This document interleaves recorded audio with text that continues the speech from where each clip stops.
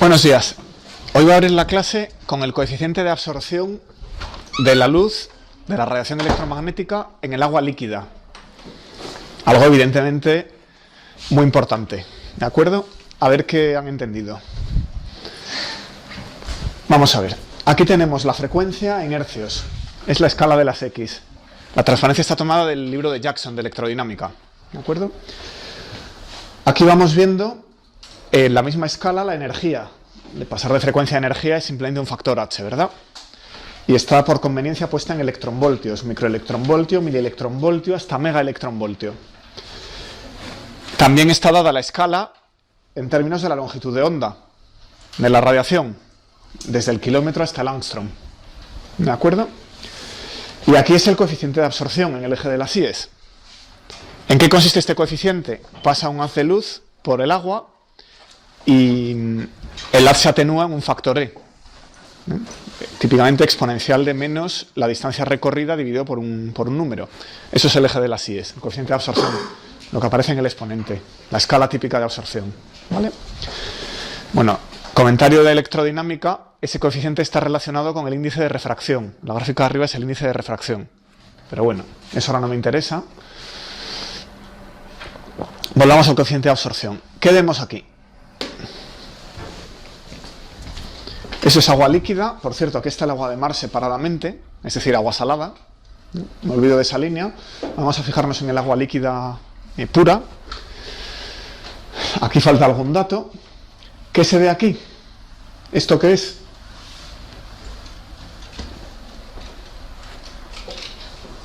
Fíjense en la escala entre el kiloelectronvoltio y el megaelectronvoltio.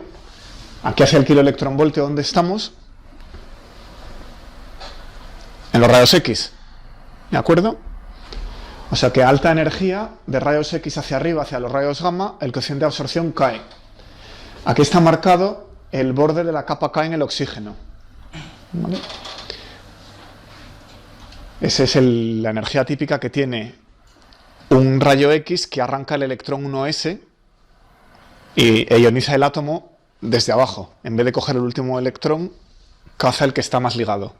¿Vale? O sea que es la absorción en rayos X. Bueno, fíjense en este pedazo de pico. La figura es lo que más destaca, este pico. Esto está en la zona ultravioleta. La banda visible son estas dos rayas. ¿De acuerdo? Eso es la banda óptica, donde nuestros ojos funcionan. Ese pico claramente está en el ultravioleta. ¿Por qué? ¿Por qué hay una absorción tan fuerte en el ultravioleta?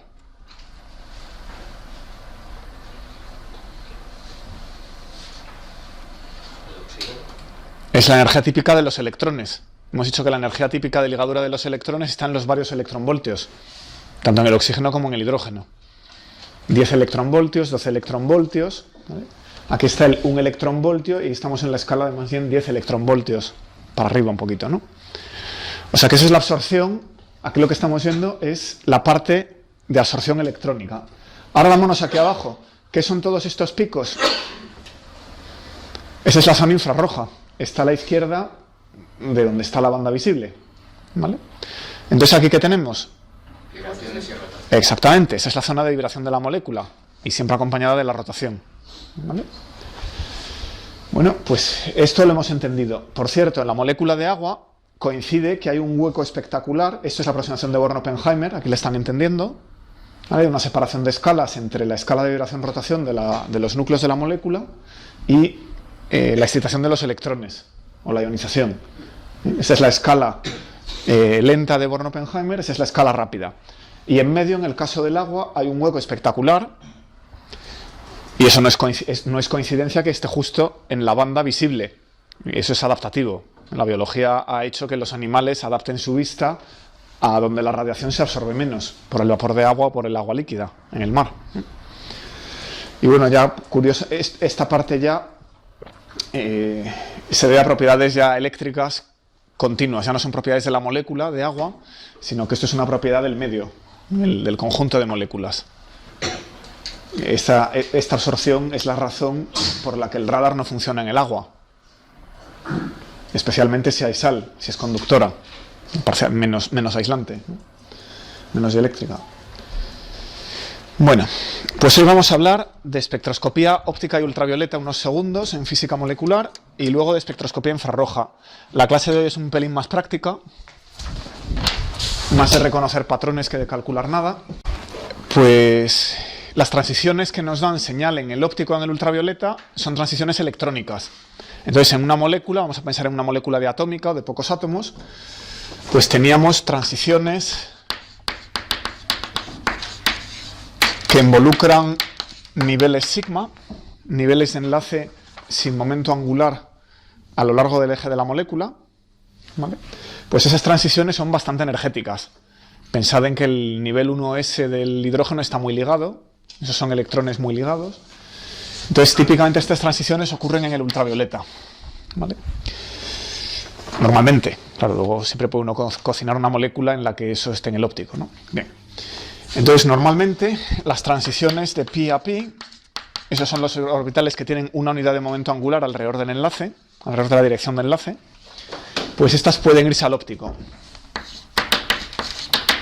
Pueden estar en el ultravioleta, pero ahí podemos empezar a bajar hacia la banda óptica, ¿vale? Entonces voy a poner aquí la longitud de onda en nanómetros para varias moléculas orgánicas. Entonces, si tenemos el enlace eno, por ejemplo el eteno y similares,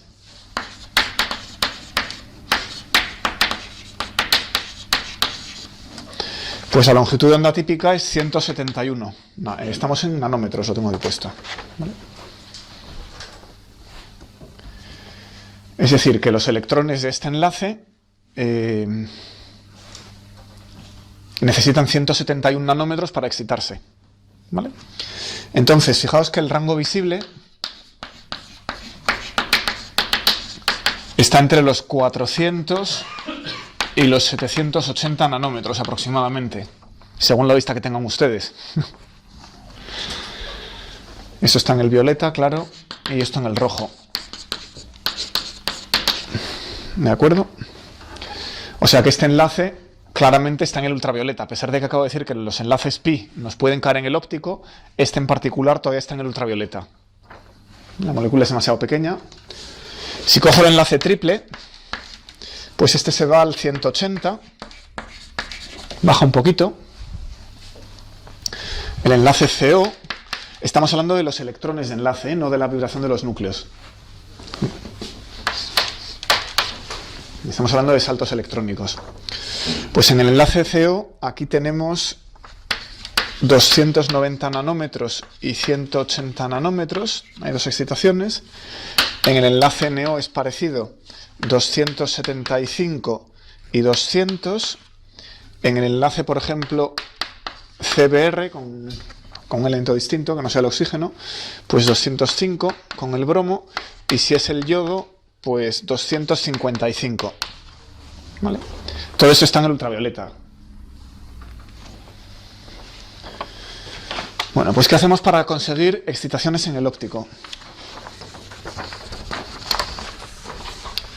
Vamos a poner más carbonos en una cadena con enlaces dobles.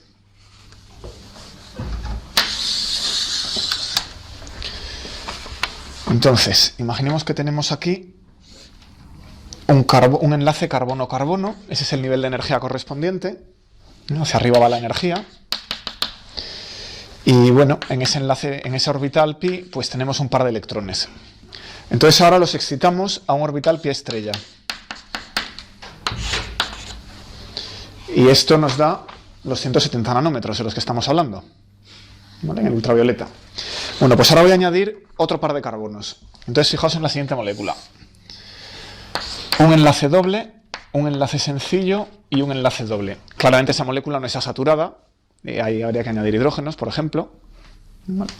Si no, no saturo los enlaces, pero bueno. Bueno, pues ahora hay más niveles de energía. Aquí hay dos niveles de energía que vienen de los dos enlaces dobles. Tengo aquí un enlace doble, aquí otro enlace doble. Esos orbitales se pueden mezclar. No.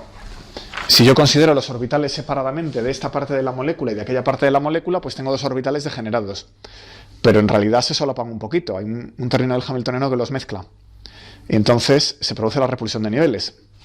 Y da esta estructura. Uno sube un poquito, otro baja un poquito. ¿Vale? Y lo mismo el nivel excitado. Al nivel excitado le pasa igual. Uno baja un poquito y otro sube un poquito. Pero como aquí uno ha subido y aquí otro ha bajado, si lo hubiera dibujado bien, esto sería menor que esto. Entonces aquí habría una energía un poquito menor. ¿Qué pasa si añado un carbono más? Un par de carbonos más. Carbono, carbono, carbono. Pues ahora tengo 3 de ellos y 3 de los otros. Con lo cual el hueco es más pequeño, el hueco mínimo entre los 2 tipos de enlace. Con lo cual esta longitud de onda aumenta. Entonces así me voy al óptico. Ya han entendido cómo nos vamos al óptico. Aumento el número de enlaces, hay una mezcla, uno baja, aquí hay uno que sube, estos están ocupados, entonces un electrón de aquí puede saltar allí, todos estos están ocupados, y al volver me da un fotón en el óptico. Entonces las moléculas que tienen color, que vemos en el óptico, pues suelen ser cadenas más largas. ¿Vale? Una manera eficaz de pensar en estas cosas, para hacer estimaciones así sencillas, es pensar en un pozo de potencial, un pozo cuadrado. Es decir, esta molécula es un pozo cuadrado y el electrón pues está atrapado en una longitud así. ¿Vale? Pozo cuántico, el electrón no puede salirse de la molécula y lo que está atrapado es en un pozo unidimensional de esa longitud. ¿No?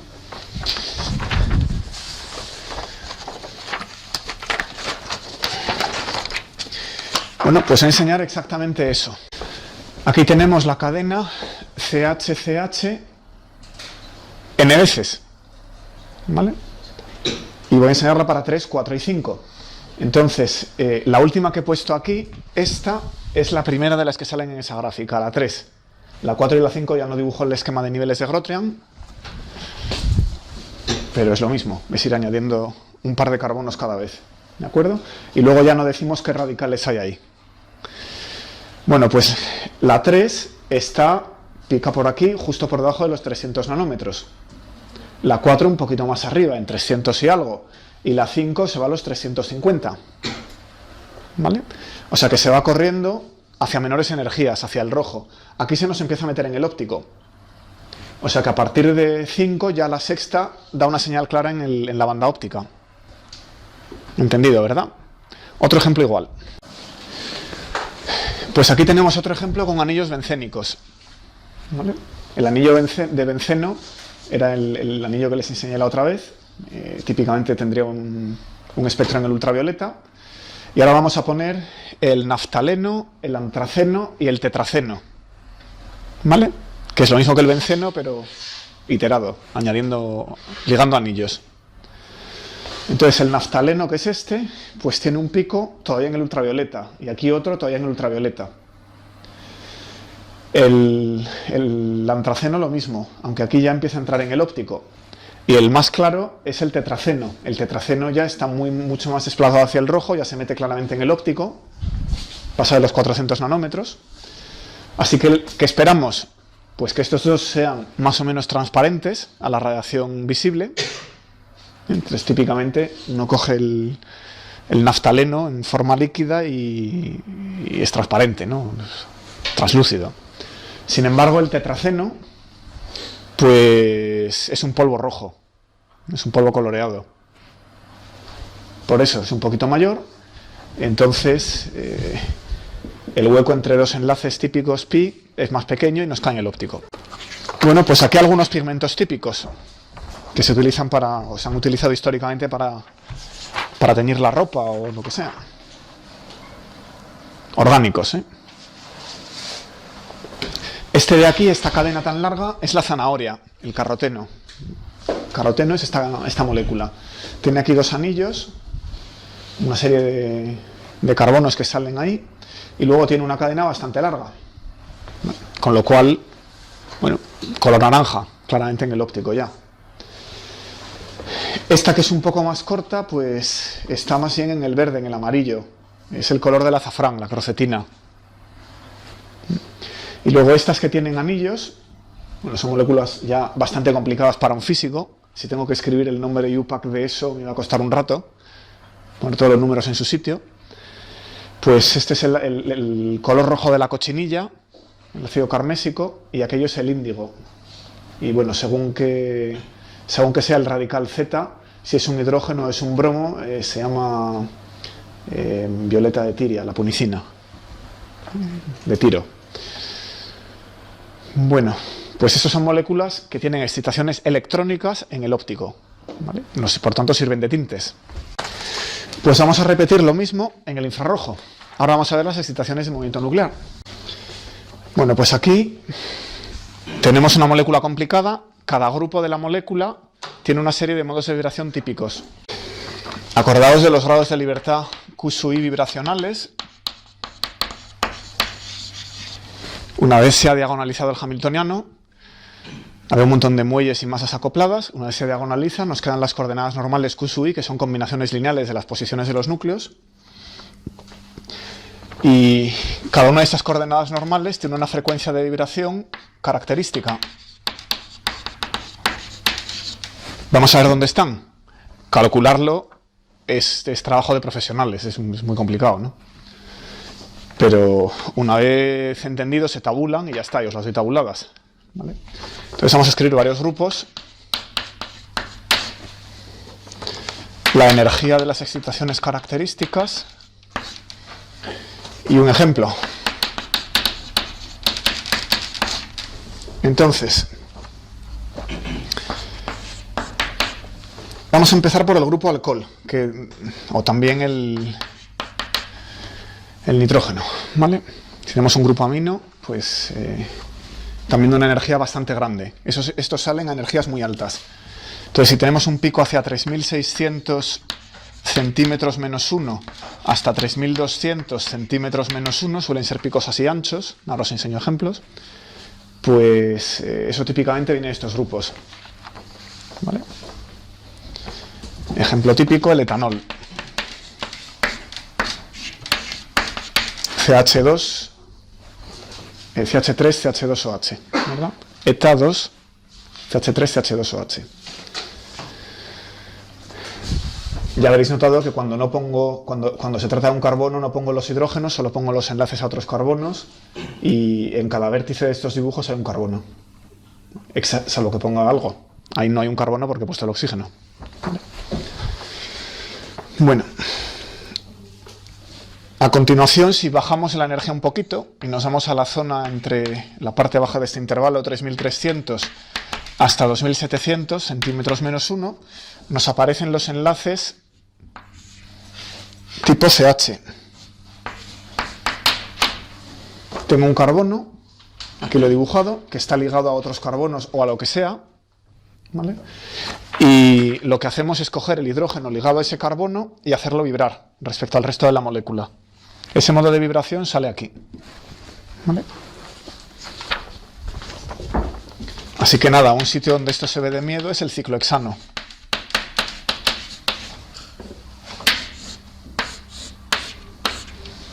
Creo que lo tengo por ahí, a ver si os lo proyecto, ¿vale?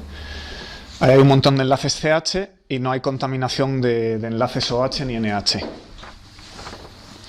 Más cosas. ¿Qué pasa si tenemos? Por cierto, ese es el modo stretch. Es el modo de distensión del enlace CH. ¿Vale? ¿Qué pasa si tenemos un enlace triple? Carbono-carbono. Ahora no estamos hablando de excitar los electrones del enlace. Estamos hablando de hacerlo vibrar. Los electrones quietos en el estado fundamental, pero hacemos vibrar el enlace. Los núcleos se mueven. Pues, o lo mismo si tenemos un nitrógeno ligado a lo que sea. Pues esto nos sale bastante más abajo, en 2300, 2100 centímetros menos 1. ¿Vale? ¿Qué pasa si tenemos un oxígeno con un enlace doble? Aquí hay un carbono con un enlace doble al oxígeno. Esto es típico de los aldehídos o de las acetonas. Octanal, CH3, octo, tengo que poner 6 veces CH2 y luego el grupo aldehído, CHO. ¿Vale? Pues este enlace nos sale en la zona de 1850 1640 centímetros menos 1, 1700 para entendernos. Esto los químicos lo llaman grupo carbonil. Entonces lo primero que hace uno es irse a 1700 y ver si hay algo. Y si hay algo, aldehído acetona, ¿vale? Un grupo de estos. Bueno, luego el enlace doble carbono-carbono. De nuevo, nada que ver con el óptico que he descrito antes, eso es la vibración nuclear, ¿no?, entre los dos núcleos. Y esto está un poquito más abajo, entre 1680 centímetros menos 1 y 1580 centímetros menos 1. Y ya finalmente lo que queda por debajo de 1600 es trabajo, ¿vale? Lo que sea por debajo de 1600, 1500 centímetros a la menos 1 suelen ser estructuras muy complicadas. A eso se le llama casi la huella dactilar de la molécula. Estos grupos suelen tener energías bastante separadas y bastante altas, y entonces se acoplan menos a los demás modos de la molécula. Pero claro, si uno tiene una proteína, una molécula complicada, esa molécula tiene un montón de modos de vibración, de plegamiento, ¿no? Puede hacer un montón de cosas. Entonces todas esas cosas van a salir a menor energía. Con lo cual, irse abajo es trabajar mucho. Hay un montón de estructura metida a energías menores. Sin embargo, a energías grandes, en el infrarrojo estamos todavía, grandes para infrarrojas, pues uno puede reconocer la intensidad de ciertos tipos de grupos que tenéis aquí delante, ¿vale? Pues vamos a ver el formaldehído. Dejadme hacer enseñaros el formaldehído.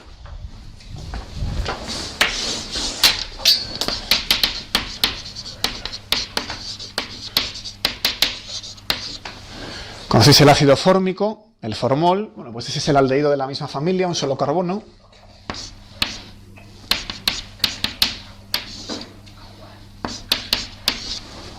¿Vale? A ver qué pinta tiene el espectro.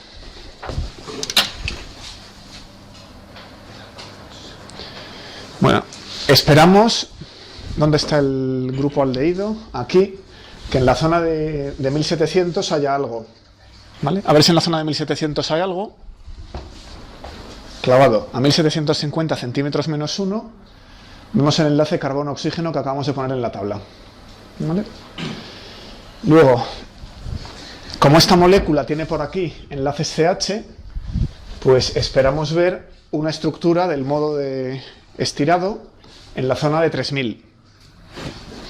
Entonces, efectivamente, en 2850 y 2785 aparecen líneas que corresponden a la vibración lineal carbono-hidrógeno. ¿Vale? Y luego hay más cosas. ¿Por qué? Pues claro, cuando uno tiene CH2, estos hidrógenos tienen varios movimientos posibles, ¿no? Fijaos que tenemos el carbono ligado a tres cosas. Bueno, el hidrógeno va ligado al oxígeno y el oxígeno al carbono. ¿Cómo es esto? H2 se ha puesto un hidrógeno de más, ¿no? Así. Eso es un enlace doble. Así. Entonces, si tenemos el carbono como el centro de la molécula, tenemos otros tres átomos. Con lo cual tenemos tres coordenadas por 3 dimensiones. En total hay 9 posiciones. Respecto al carbono, en el sistema de referencia del carbono, podemos poner los demás átomos en 9 posiciones. 9 números, me hacen falta para escribir eso. Pero claro, hay varios que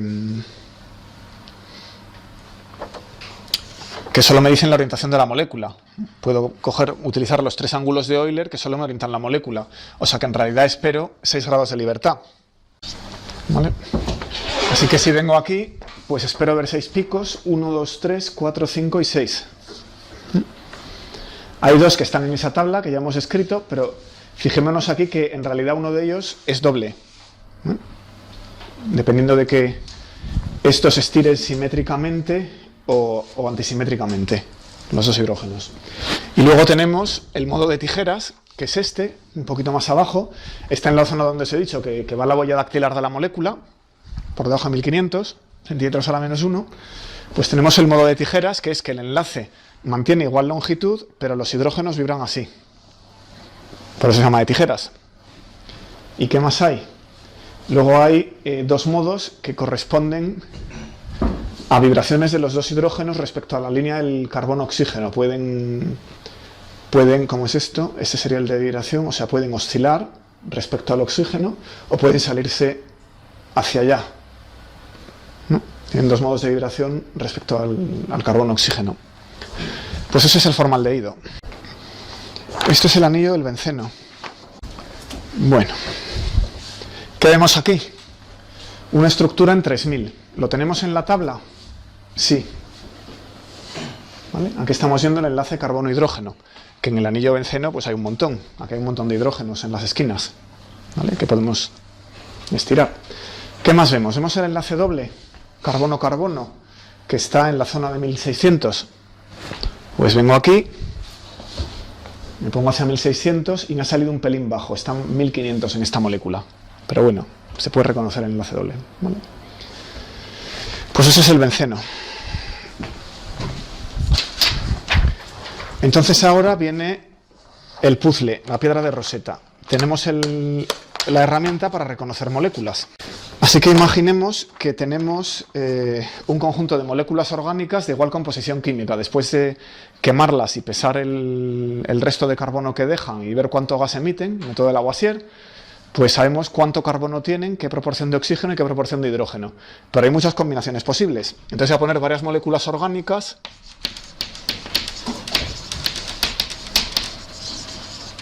de 4 carbonos y con oxígeno, ¿vale? Entonces uno va a ser el ciclobutanol.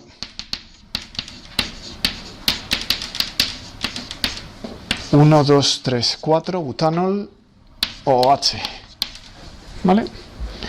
Otra va a ser la 2-butanona. Otra va a ser el etilviniléter.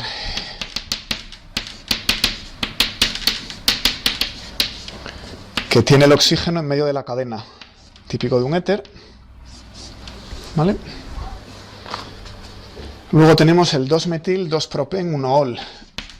No sé en qué perfume se utiliza esta molécula. Propen 1-ol, que es algo así, con un OH al final, que es el alcohol en el primer carbono. ¿Y qué más? El 2-metilpropanal. Un oxígeno y un hidrógeno. Ese es el aldehído, ¿vale? Bueno, todas esas moléculas pues tienen igual número de carbonos, hidrógenos y oxígenos. Lo que pasa es que están colocados en sitios distintos. ¿Cómo las distingo?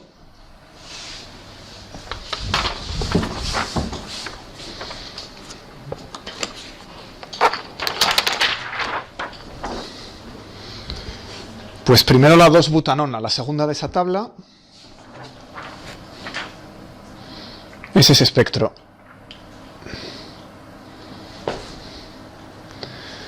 Entonces, lo que se reconoce aquí es en 1716 el enlace CO, el enlace de la acetona. ¿Vale? Vengo a la tabla, busco el CO, que es este, en la zona de 1700. Tenemos un enlace carbonil precioso aquí. ¡Pum! Cae en 1716, perfectamente, en donde debe estar. Luego nos vamos a 3000 y vemos varios enlaces CH. El estiramiento de los enlaces CH. Bueno, esto no nos da demasiada información, porque todas estas moléculas tienen enlaces CH. Lo que pasa es que uno puede medir, ahora ya con cuidado, la altura relativa entre varias de ellas y ver cuántos enlaces CH hay. A la igual cantidad del material, qué intensidad tiene la zona de vibración del enlace CH. Y luego uno puede estudiar la estructura fina. Puede estudiar cuántos picos hay aquí y por qué, ¿no? Que le da más pistas sobre cómo están organizados. ¿Qué más cosas hay? Pues aquí, por ejemplo, es curioso, se ve un sobretono. Eso es un armónico. Uno puede coger un enlace y en vez de un cuanto de vibración darle 2. O sea, esto que hay aquí es el doble, es 3400, es el doble del 1716. Son 2 cuantos de vibración de este enlace. Bueno, vamos a ver otro. En la misma gráfica tengo otro de esa familia. Este es el metilpropanal, que es el último de la tabla, este de aquí. Entonces aquí deberíamos ver también el enlace CO. Y aquí se ve, ¿vale? Bueno, lo nuevo es que se ve el enlace CH ligeramente distinto. Esta estructura fina es distinta de la molécula anterior, el número de picos que hay aquí. Y tal como está este segundo pico aquí, pues se reconoce, bueno, hay que estudiar, hay que ver muchos ejemplos, que ese CH corresponde a un aldehído. Cuando hay un aldehído, el enlace CH está ligeramente más allá y por eso aparece aquí este pico, ¿vale? 2700 y 2800. Y luego aparece aquí uno más que también canta el aldehído en la zona ya de la huella dactilar de la molécula, que corresponde a doblar el enlace, coger el hidrógeno y doblarlo respecto a la línea que forman el carbono-oxígeno. Ese sería ese piquito de aquí. Tengo alguno más.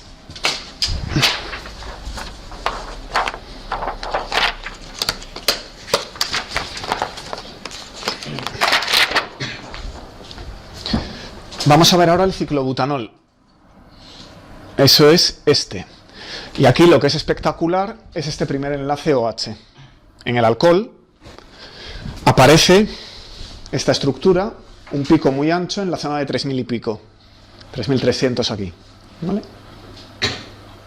Eso canta un grupo alcohol, lo primero de la tabla.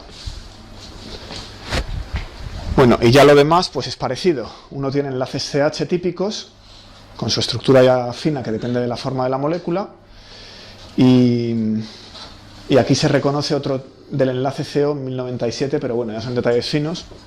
Aquí lo más espectacular aquí es el grupo alcohol. ¿Cuál es el otro que hay en esta transparencia? El 2-metil 2-propen-1-ol, que en aquella tablilla es el cuarto, ¿no? Igual composición química, de nuevo, este es alcohol y se ve aquí el grupo alcohol de miedo. ¿Vale? Aquí vemos el OH en la zona de 3300. Además vemos un enlace doble. Este pico en 1600 nos cae aquí. Bueno, pues este es el último que iba a enseñar, el 2-metil 2-propen-1-ol. De nuevo vemos el grupo alcohol, pero ahora además vemos el enlace doble. Este enlace doble. ¿Vale? ¿Veis la dinámica, no? Pues para saber más de esto, a física química.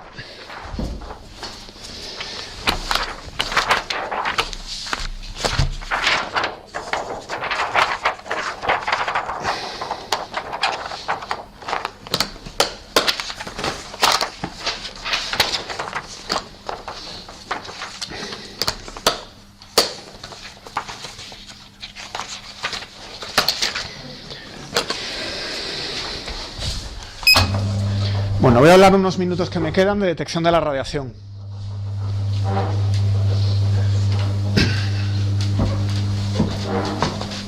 Me voy a altas energías, dejamos el ultravioleta, el óptico y el infrarrojo, y me voy a ir a rayos X y hacia arriba, rayos X, rayos gamma. Y también partículas cargadas. ¿Cómo se detecta la radiación de más alta energía?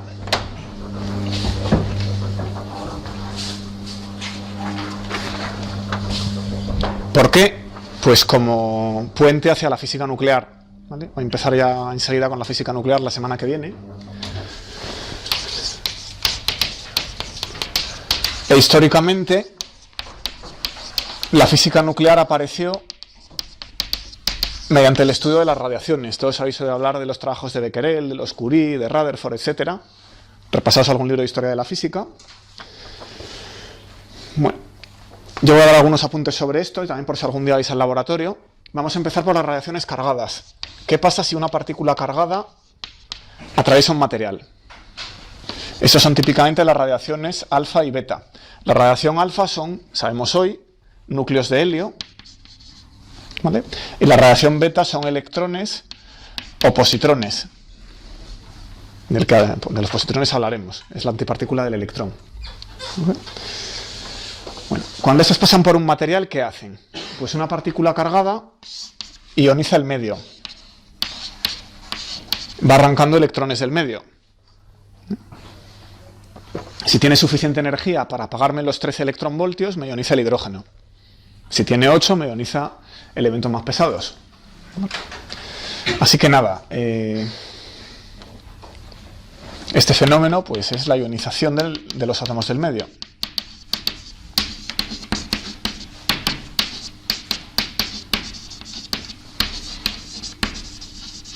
Y en cuarto se estudia una fórmula de Bethe-Bloch,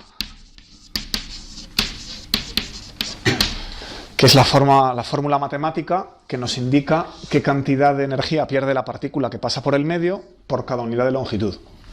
Os podéis imaginar cómo se calcula. Se coge el medio, se mira el número de electrones, qué ligadura tienen y qué empujón le pega a la partícula. El campo eléctrico la partícula que pasa está cargada, por tanto tiene un campo eléctrico y un electrón ve ese campo eléctrico y si le da bastante energía se escapa del átomo. ¿Vale? Bueno, pues vamos a aprovechar esa ionización para detectar el paso de una partícula cargada que nuestros ojos no ven, ¿no? Si por aquí pasa un electrón, yo no lo veo. Por mucha energía que lleve, yo no lo veo. Es demasiado pequeño. Pero ese fenómeno de ionización se puede utilizar. Entonces, el principio del detector de Geiger pues es conseguir un gas a baja presión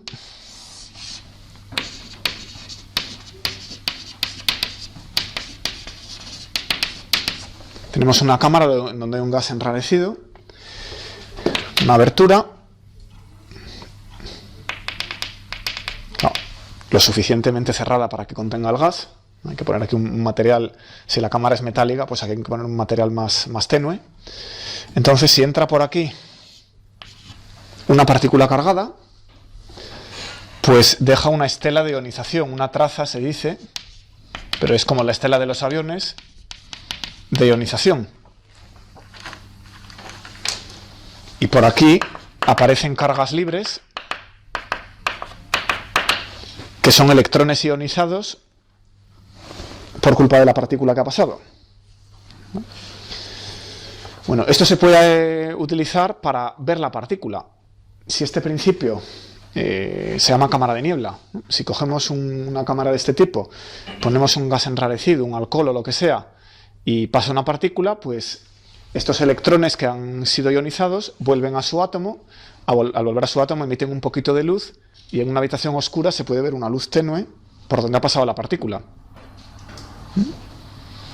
Entonces la partícula no la vemos, pero podemos ver la estela que va dejando. Entonces, si vais a algún museo de la ciencia, suelen tener una cámara de niebla, se frota un poquito y enseguida se empiezan a ver trazas de los rayos cósmicos.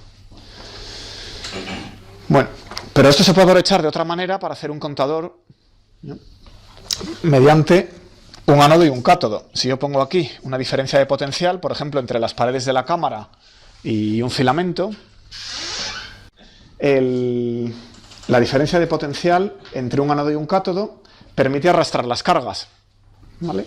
Entonces, si las cargas, los electrones arrancados se recogen en el filamento, me permite llevar un pulso eléctrico. Con lo cual, en un circuito, un pulso eléctrico revela que ha pasado una partícula por ahí.